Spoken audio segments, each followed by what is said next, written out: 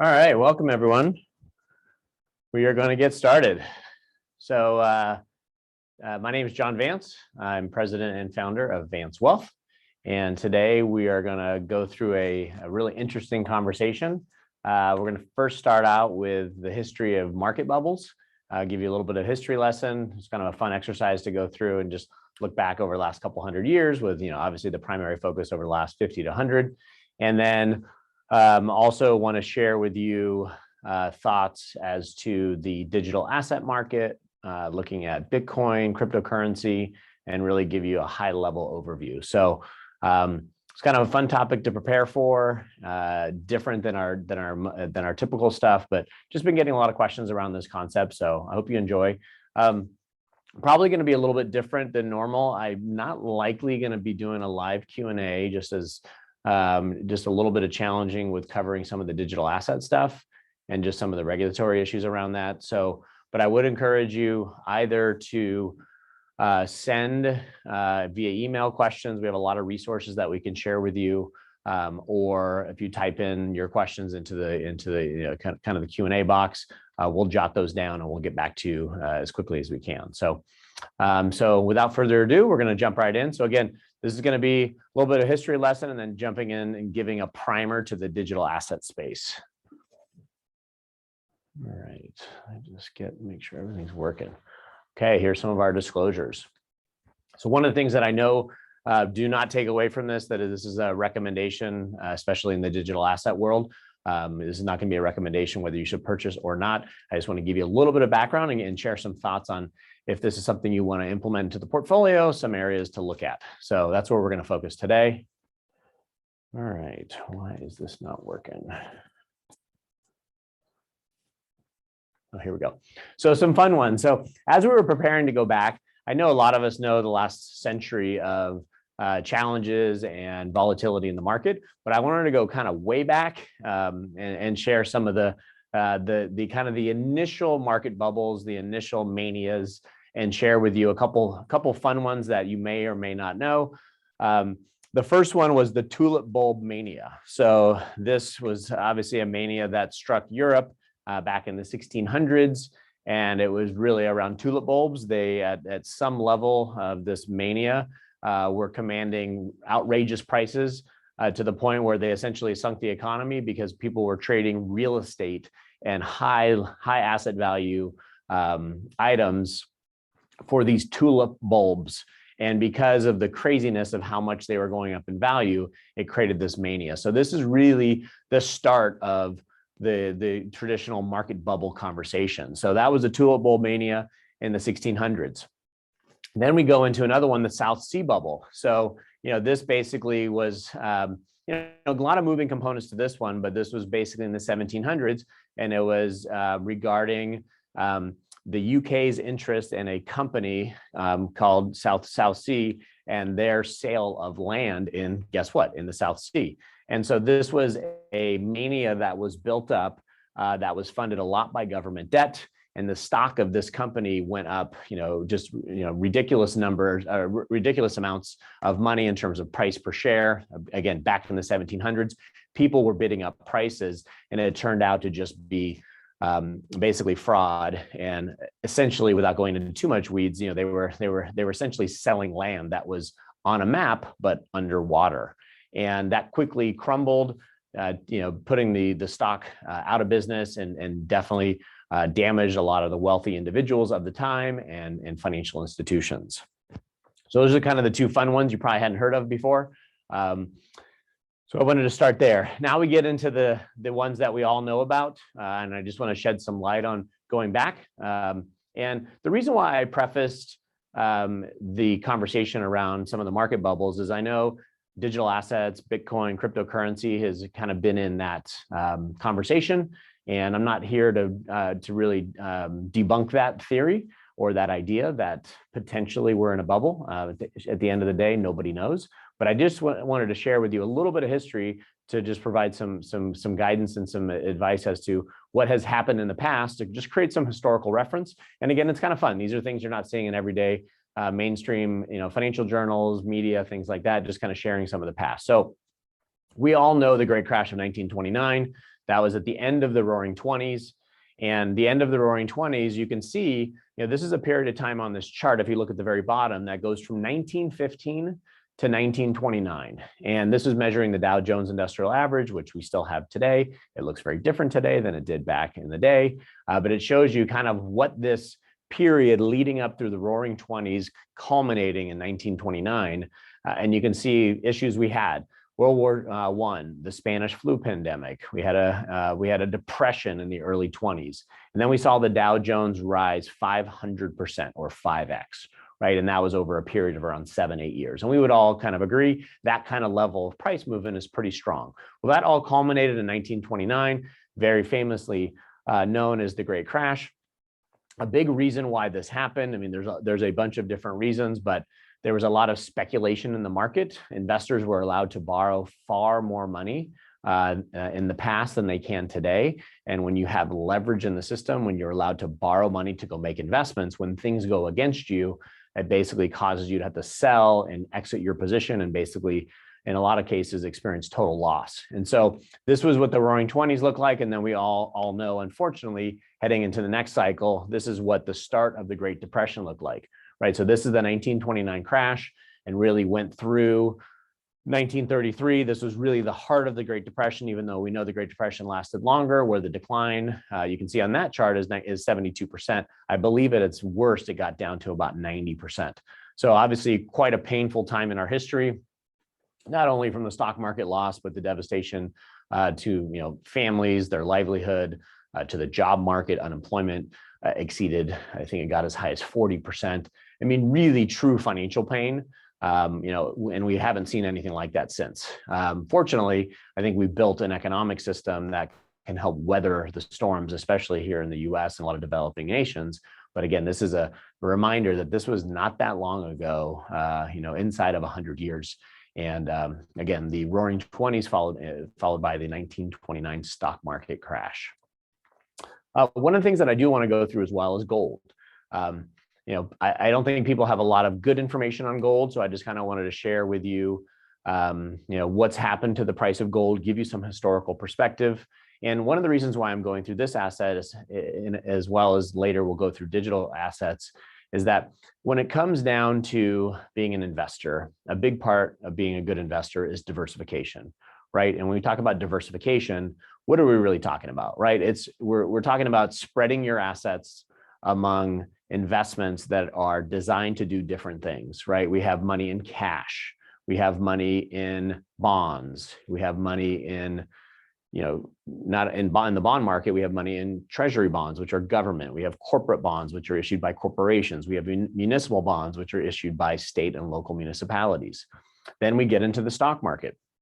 When we invest into stocks, then we're also looking at diversification into large companies, into small companies, into growth, into value, into international, into emerging markets, right? It's this whole diversification conversation. And then you get into some things that are not in the norm. Gold being one of them, or a tangible asset, a commodity. You're looking at digital assets is a different way of looking at it. So this all falls under the diversification conversation, which is why I put it in here, just to provide a little bit of historical context, not making the case that gold should be in the portfolio. In many cases, it is in a diversified portfolio, but I wanted to give you a little bit of history of the gold, coming off the gold standard and what happened with gold prices. So we're looking at two charts here. The data is a little hard. I think we go back to about 100-year period. So we go back to around 1920. And so on the left-hand side, this shows the inflation adjusted price of gold. And on the right-hand side, it shows nominal, which nominal just means actual prices. And if we start first on the right-hand side, on the nominal actual prices, if you look at the bottom, if you can see this, I know it might be a little small, you can see some of the years, 1950s on there and 2000. Well, we came off the gold standard in the early 70s. And so you can see gold was essentially pegged at this low level per ounce. I think it was in the $30 range for a fairly significant period of time. And then the early 70s, we went off the gold standard, which essentially, allowed the Fed to print money. We didn't have, our dollar wasn't backed by a tangible asset. Now, there's a lot of different schools of thought as, was that a good thing? Was it necessary? Frankly, because of how much population growth we've had, not only in the US, but around the world. It was probably argued that it was a necessary thing, but I'm sure there's some gold bugs out there that would argue with me. And if you look at on the right-hand side, this nominal price movement, so you can see when we went off the gold standard, we saw this initial shoot up of pricing where gold almost hit about $800 an ounce.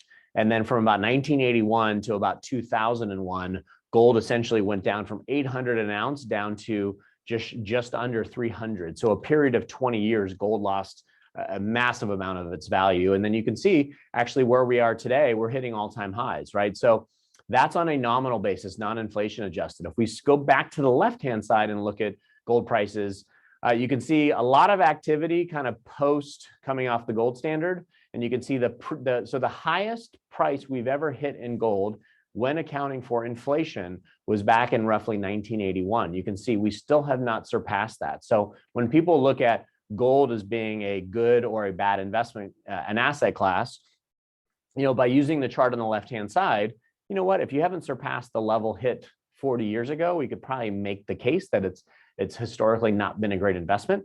But it also comes back to that diversification conversation. Sometimes it's okay to have some assets in the portfolio that provide some safe haven when necessary.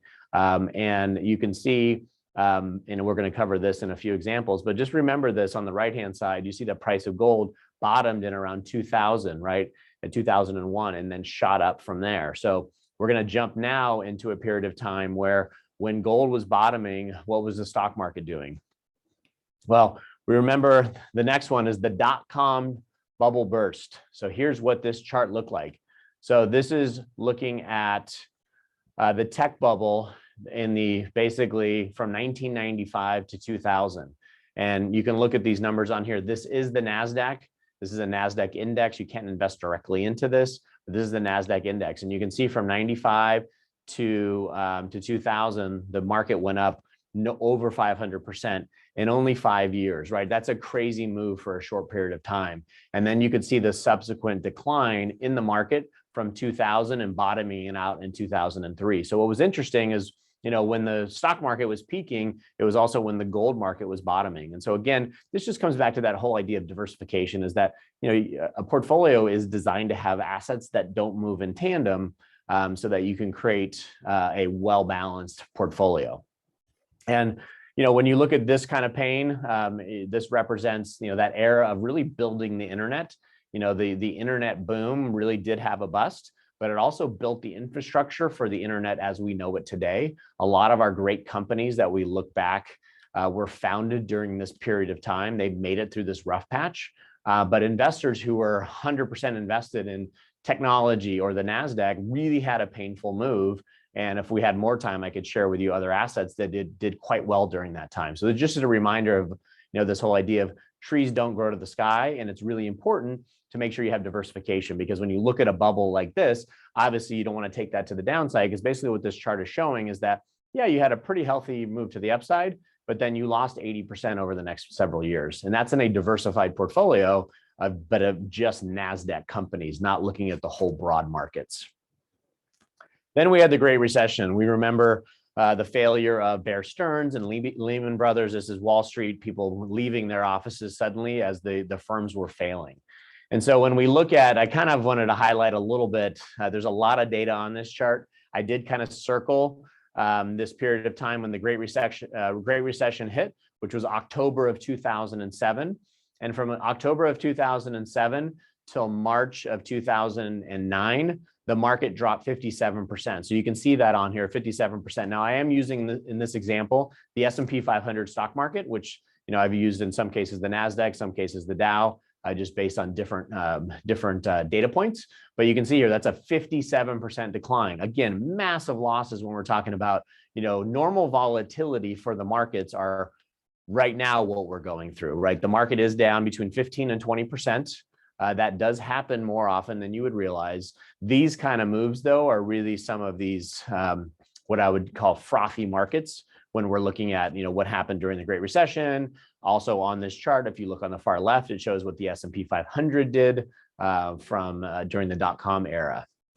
And then you've seen the subsequent rise. What's kind of cool about this chart is you can see from those lows, we went up 400% until we got to that peak level when COVID hit, and we had another quick decline. So we know that when you're an investor, you deal with this volatility. It's ingrained in investing. It frankly never is going to go away. It's impossible. And it really comes down to, there's always a reason why something's happened. It's a headline of what I would call headline of the day. And, when I go through this stuff and we talk about volatility, I know there's economic pain. I know that, I'm dealing with this hopefully from an unemotional investment perspective. But when we have recessions, when we have tough markets, there is a fair amount of pain inflicted on individuals, on businesses, on families. And I'm strictly just talking about kind of looking at this from a long-term investment perspective. And so you can see here, pretty strong rally coming out of the Great Recessionary environment. And so generally what you tend to see is this pattern of when you have a really healthy boom that follows by a sell-off or a bust, then you kind of have that rebuilding phase, which, we've been a benefactor of for the last 10 or 12 years. So one of the things that I wanted to also share as we kind of transition, away from some of these previous market bubbles and previous history is really looking back over the last 125 years of the Dow.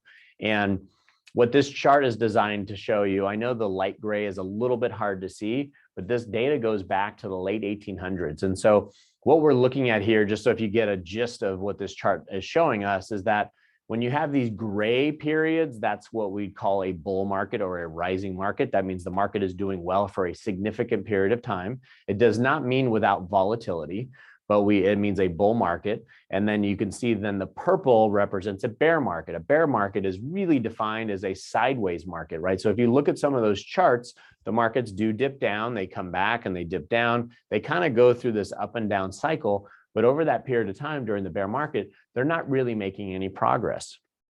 And then again, getting back to these gray, the charts in the gray area, which really represents the bull markets. And so as we look back over our history, one of the things that we know, these cycles tend to last over long periods of time.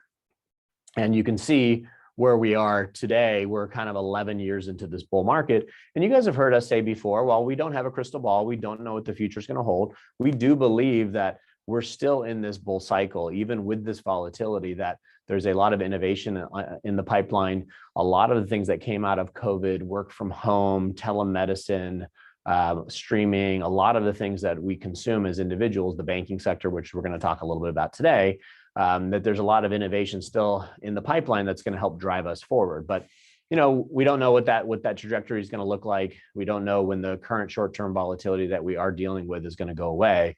But it's looking at these long trends. When investors get these longer trends right, that's usually when they win. But at the end of the day, when you look at this, is that if you've been an investor for 100 years, which none of us have been, but when you have this long-term time horizon, odds are in your favor that you're going to have a successful outcome over time.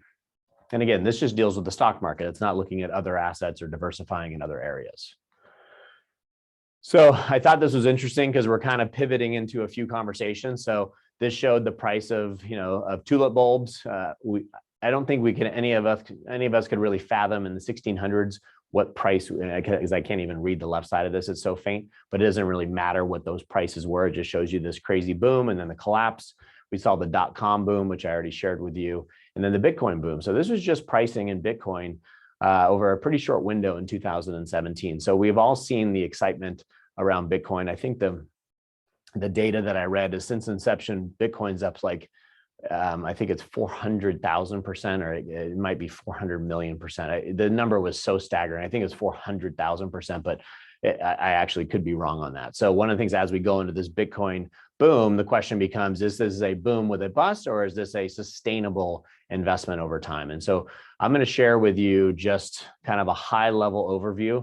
And so we're going to jump into that now. So the next about 7 or 8 slides were put together by an organization called Digital Assets Council for Financial Professionals. And so what this council is designed to do is educate financial professionals so that we're better equipped to help our clients, advise them, be really that advisor can kind of walk through different scenarios and see if stuff like this makes sense in their portfolio. So one of the things that at the conclusion of this, I will have some thoughts on how to potentially implement it. But I do think that this is it's a very individual conversation that I think I recommend you have with our team, with your advisor, if that's something you want to explore. But I'm going to go through a little bit of the nuances.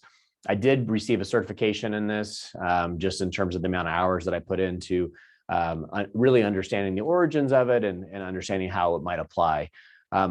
Currently, if any of you have seen, Biden has talked about putting some sort of an executive order in place to handle regulation in this space.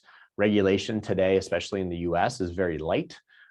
So there's still a lot of unknown around what the regulatory environment is going to be like.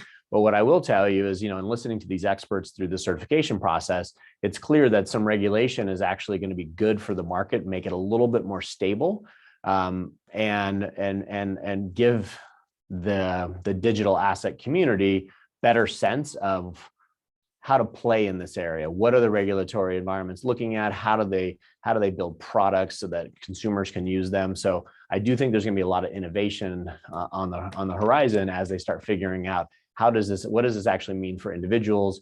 How do we consume this, the digital assets as individuals and as companies? So there's a funny cartoon at the bottom of this, if you can see this. We have a couple charts here. So in other news, the price of Bitcoin is soaring to the highest level in history, right? We've seen that kind of crazy appreciation. And I do think it's actually 400 million%, which is staggering. While the number of people who have any idea how Bitcoin works has remained strongly consistent, which is a flat line, which means nobody. And I'll have to admit, I mean, we've been obviously hearing about Bitcoin for the better part of 4 or 5 years, not sure how to apply that, because I think that as a financial advisor and as an investor, you do apply a level of skepticism to things you don't understand, right? Things you just don't know, you're just naturally gravitating towards, well, don't really know it, and that's okay. And so maybe if I don't understand it, I can take a pass on it. And that might be the conclusion of a lot of investors, but I think it's becoming more mainstream. And I do think that's why we're here today, is so that I can give you a little bit more color around, okay, what is this and how is this going to work? And I know that my knowledge base is going to continue to grow, and the complexity in this space is going to continue to change. So it's going to be a really important thing to stay up on. And, hopefully this might just be an annual thing that I'm coming back and kind of talking about innovation that's happening, because, webinars that we've been doing through the last couple of years, especially as COVID started, we talked about our optimism for the future, and part of our optimism for the future is about innovation. And clearly this space, the digital asset space, is a very innovative marketplace. And so I'm going to walk through, these slides are nice and colorful. There's a lot of data on them. So I hope we can see this okay. I do believe I can probably share with you this guide if you would like it. So when we look back now, we do have to take this, I don't want to say with a grain of salt, because this was put together by a council trying to educate advisors to educate their clients. And so I do think that at the core of this, there is some optimism that this is a good investment. I'm not necessarily making that case. I just want to share with you kind of the overall philosophy of what we're seeing in the marketplace, and just share with you at a high level, like, okay, what does this mean? Because I do believe, as I've gone through the education and the understanding, is there's a lot of just, again, highly innovative things that are coming out of this, and it's going to be transformational for our economy and for the banking system and for a lot of areas. And so when we look at the history of global commerce, you look at some of the big ones that have really transformed how commerce has occurred over the many centuries, right? The fire, the wheel, the internal combustion engine, the internet being the last one, and then blockchain, right? So blockchain is the technology that digital assets are built on. And Bitcoin is a digital asset, and there's other ones. I'm going to focus primarily on Bitcoin because it's the largest by far. I believe it's over 50% of the market share or market cap in the digital asset space is currently Bitcoin. So there's a lot of other smaller digital assets, but because Bitcoin is the largest, I want to spend the most time there because there is some value of having scale in this place. And so the blockchain, basically is the technology behind this. And we'll get into the weeds a little bit. You can see some of the quotes here that are coming from different financial institutions. And again, I'm going to kind of walk you through this. So why is blockchain a big deal? Well, when you think about blockchain, it's a ledger system. And when you think about our current database system, with current databases, if you think about globally in terms of accessing information, access is restricted, data can be manipulated, and costs are high, right? So when you look at the overall financial system, but with blockchain technology, anyone can basically upload data for free. So it allows people to have access to for data for free. So, and once verified, everyone can view data on the blockchain, but the data cannot be changed, altered, or erased. And so the biggest impact, and what I just said might be confusing to you already. So hopefully that may be the most confusing part of this conversation. But basically what this allows us to do is, because of the structure of how blockchain works, it basically it has the ability to eliminate, or at least highly reduce, what's known as the trust industry, and which creates the authentication industry. So think about that, the trust industry. These are the intermediaries. These are the middlemen. So think about a simple area like if you buy a house, right? If you buy a house, you make a transaction, there's an escrow company involved, right? That's the middleman. That's the person that's the company that is verifying that this transaction is legitimate. So before money will change hands, the escrow company is the middleman.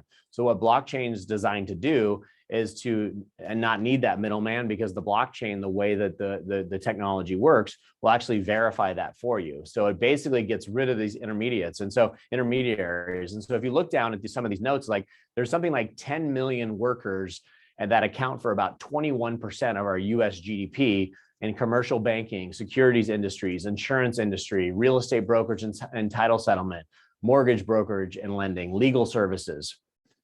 What's crazy about this is, I think why it's so interesting is it's going to create a lot of disruption. So millions could face employment and career disruption, because the blockchain can digitize and automate their services. So things that in the past involve these intermediaries, now with this technology can actually eliminate that. And I think we're not naive, and we know this is going to take time to become more mainstream, but the pace of this disruption is occurring faster and faster and faster. There are already a lot of companies that are doing this, but essentially that's the big role of blockchain.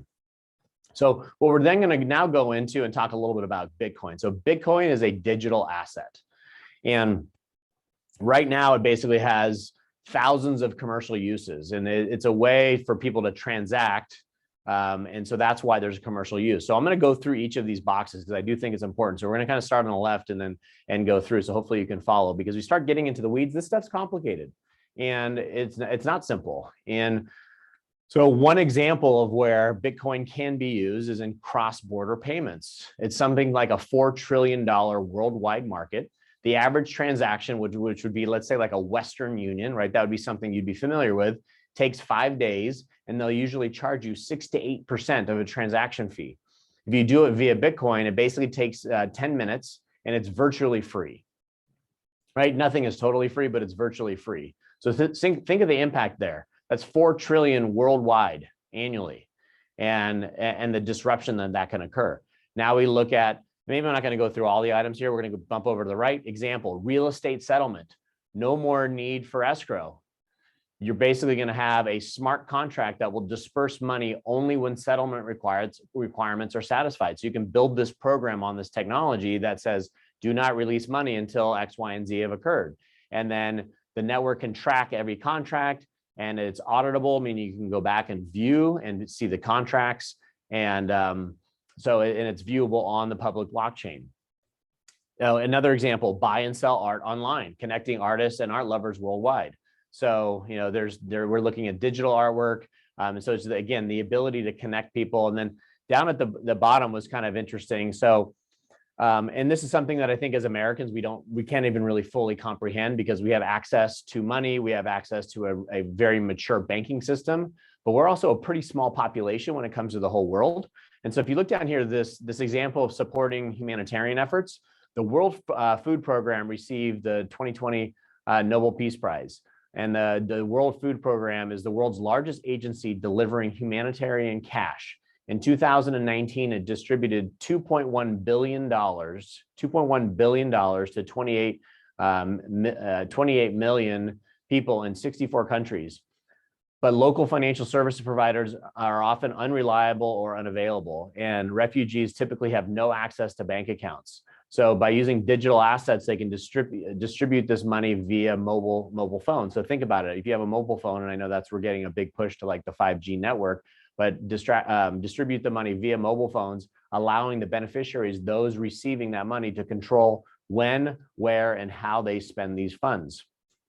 So basically, by using this technology, the World Food Program has been able to cut transaction fees by 98%. So more of that money gets down to the end user. So again, this is where the digital asset component becomes just an interesting conversation.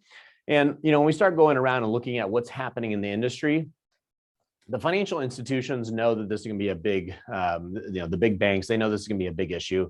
So they're dealing with it head on. They're investing massive amounts of money to get up to speed because they want to be a player in that. They realize that if traditional banking is going to be disrupted, they want to understand, okay, how are we going to have a seat at the table? So, you see the first line, Bitcoin is here to stay. This is Larry Fink. He's the CEO of BlackRock. They oversee about $9 trillion.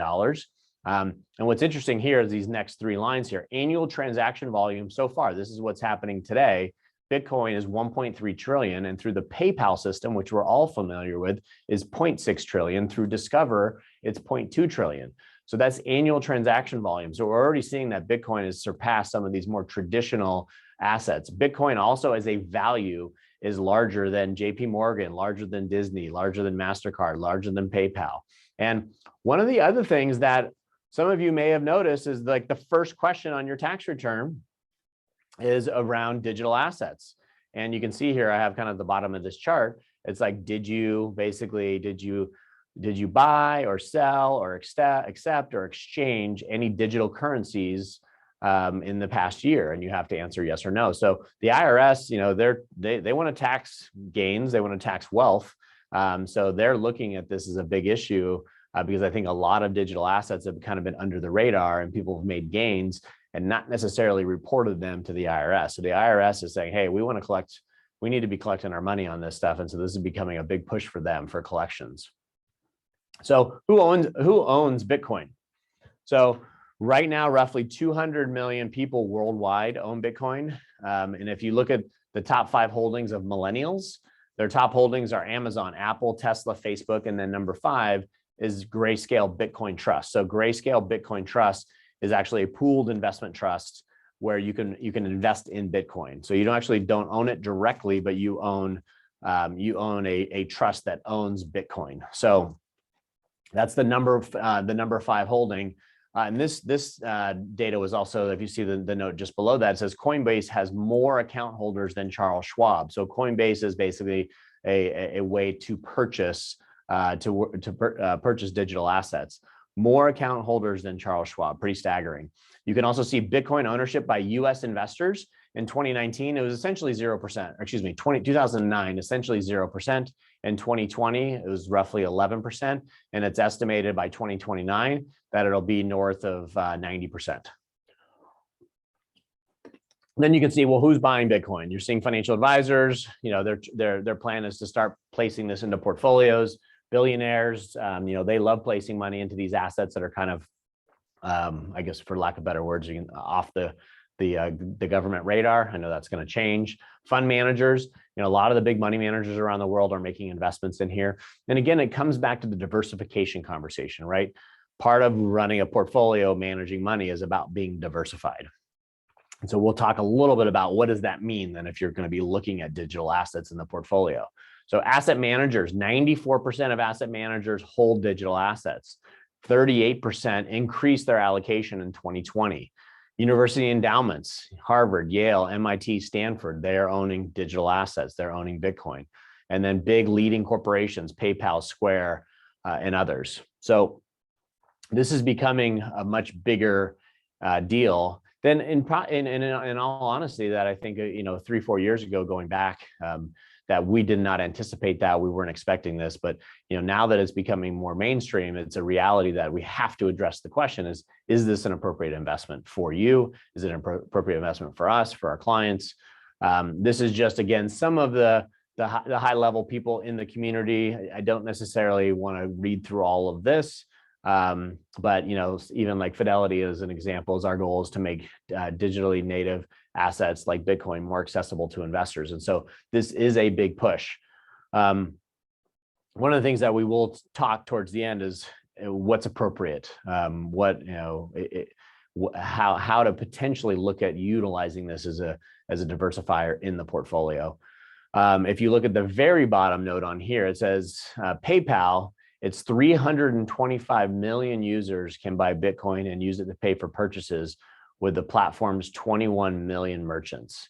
So this is now, again, becoming an asset that can be used to transact business. So massive growth is coming. Why do investors like Bitcoin? Well, one of the big things is either what we call low correlation or non-correlated. So Bitcoin kind of has a mind of its own. It doesn't track with traditional marketplaces. So it's not correlated to the S&P, which is the US market. It's not correlated to the Europe market, not correlated to the Nikkei, which is Japanese, right? And if you go down this list, the US dollar, other items on here, crude oil, right? Even gold, you can see low correlation. Now, Bitcoin doesn't have a long history. It's a little bit over 10 years old. So sometimes it's hard to track correlation from a more of a mathematical perspective.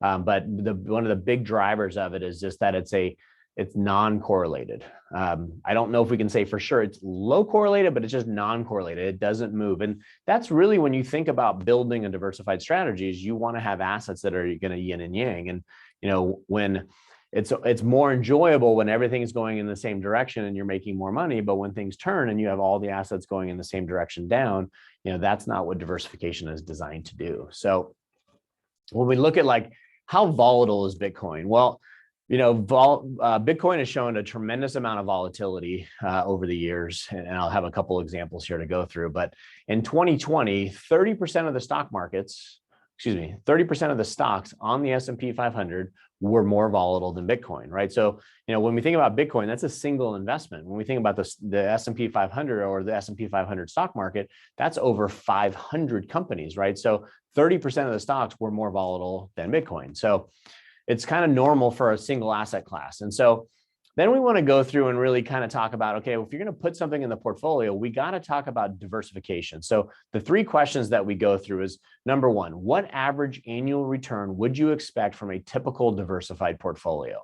Now, while there's no crystal ball to that answer, for this conversation, we're going to use 7%. So let's just assume the answer to question one is we're going to assume 7% is what you'd expect from a diversified portfolio. Now, I'm going through a hypothetical illustration, right? This is not designed to say this is what's going to happen. It's a little bit of hypothetical using some assumptions. Number two, Bitcoin rode a wave of 1,500%, up 1,500% in 2017. Then it crashed 84% in value in 2018. Could that happen again? Well, of course it could. There's no guarantee on what prices can do. We could see this type of crash, this kind of loss in the future. And so that's what I think makes investors quite nervous about, does this make sense for me? So that's number two, is could that happen again? Absolutely could happen again. Number three, could Bitcoin fall to zero and become a total loss? The short answer is yes, it could go to zero. So let's talk about, if we were going to implement a strategy in the portfolio to own something like Bitcoin or a pool of digital assets, and we use this idea of a 1% digital allocation strategy. So we said, we're just going to commit to putting 1% of our portfolio, which we would call liquid net worth, right? So you have a $2 million portfolio, 1% would be $20,000. So let's just start with this as a premise. And so we're going to walk through a couple scenarios. We're going to look at a portfolio and look at the asset mix of what would be in there. And then we're going to look at it over 2 years of what your total return would be given a few scenarios. So the typical portfolio is 60-40, and you guys have heard us talk about it a lot. 60-40, 60 in growth, 40 in fixed. The growth assets are, we're going to use diversified stock portfolio. In this example, really, I believe just looking at, we're not even using like a historical stock market. We're just assuming it's going to average 7% per year. So that's number one. So if, the number two item on here is digital asset wave plus crash. So that means you decide, I'm going to allocate 1% to digital assets. It comes from your growth allocation. So you have a 59-41 portfolio. So 59%, 40%, and 1%. And you go through this this wave and crash, means the stock market, or the Bitcoin market goes up 1,500% and then crashes. And then we have the digital asset total loss, which means crypto goes to zero, total loss. Okay. So if we look at after year one in a typical portfolio, you're up 7%, right? That was the average we expected. In scenario two, where you have this massive 1,500% gain, your portfolio made 22% for the year. And then the digital asset loss, you lost 1%, right? That Bitcoin went to zero. So now your gain for the year was plus 6%. Then we go to year two and say, okay, if this kind of kept itself going, on the typical portfolio, you would have grown to 14.5, right? Because of the benefits of compounding, another 7%. And then Bitcoin crashed 84%, which means your total return was at 15.4 because you gave back most of those gains. And then a total loss, which means your account would have grown to 13.4%. So what I found fascinating when I saw this kind of description, this layout, showed you that in a really volatile period of time, that, you know, in a healthy upside to Bitcoin or to digital assets, it can improve the portfolio performance, and in a real volatile downside, it limits the downside because of the fact that you're committing a 1% allocation. So hopefully this is designed just to tell you, like, okay, there might be some applicability to it, but I just wanted to share with you a little bit of that thought process around, okay, is 1% reasonable? And I don't know the answer to that. It might be 1%, it could be 2%, it could be 3%. That's really an individual question based on suitability, investment goals, time horizon. There's a lot of things that go into that conversation. It's not a simple answer. A big question that I've been, even thinking myself is, is it too late? Bitcoin's already gone up, a crazy amount. Well, if you look at the size of these different markets on a global scale, by any measure, it's likely pretty early. Global real estate equals 300 trillion, global stock market 100 trillion, the global gold market, so just looking at gold, is 10 trillion, and global Bitcoin market is 1 trillion. So so the answer to the question is, is it too late? Maybe not. There's definitely, when you look at compared to other asset classes, there potentially is some room to move to the upside.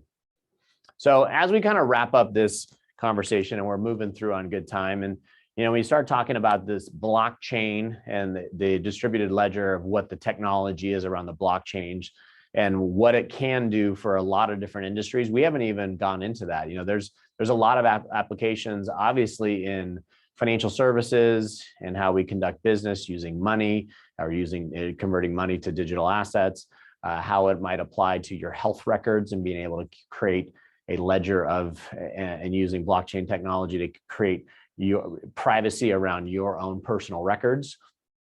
But as we start looking at, like, okay, well, if we're looking at this foundation, and Bitcoin is really defined by many experts as this is like the beginning, this is the foundational work.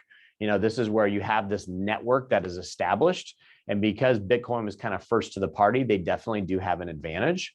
But then you start looking at, okay, what does that mean? Once you built the foundation, how does this then really change the economic landscape and kind of the future, and looking at digital assets and, again, banking and other areas, as you have scaling. So you have the ability to now, based on this framework, as you build out some other ways to transact business. And again, I don't want to read through everything that's on the left-hand side.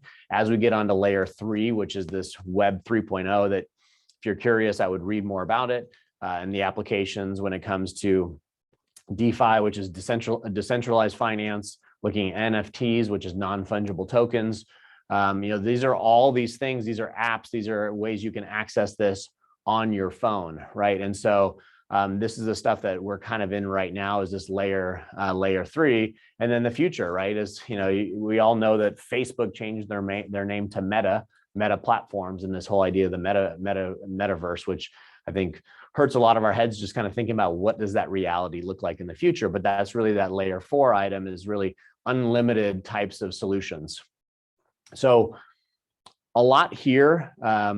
And honestly, there's so much to read. So if you're into this and this is a curious area, I have plenty of resources, so feel free to reach out and kind of help me out in terms of what level of weeds you want to get into, because you can get down a total wormhole of data and learning and come out of it sometimes even more confused because there's just a lot going on here. So as we kind of wrap up, what I want to just, I guess I can put this on here, but if any of you would like a consultation, I know we have some guests on here. If you'd like to have a consultation to just discuss how this might work, or more generally financial planning and how we help clients, feel free to reach out to our office and schedule a time. I do want to remind everyone on the call that we are doing a April 19th webinar, same time, and that's the third Tuesday of the month, and we're going to do taxes 101. So what I'm going to cover in that is just what's happening with tax policy, what changes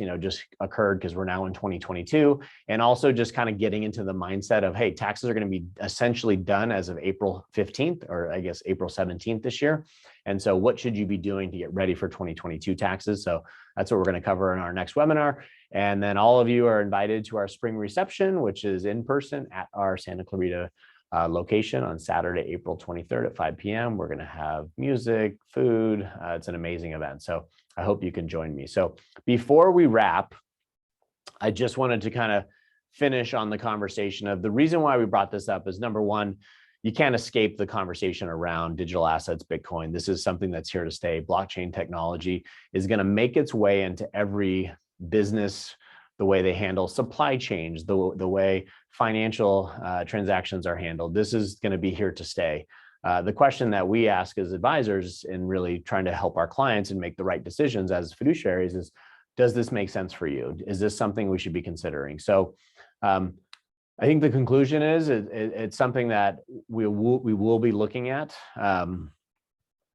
We are certainly here to advise you and help you make that decision for your individual situation and talk through some of the pros and cons.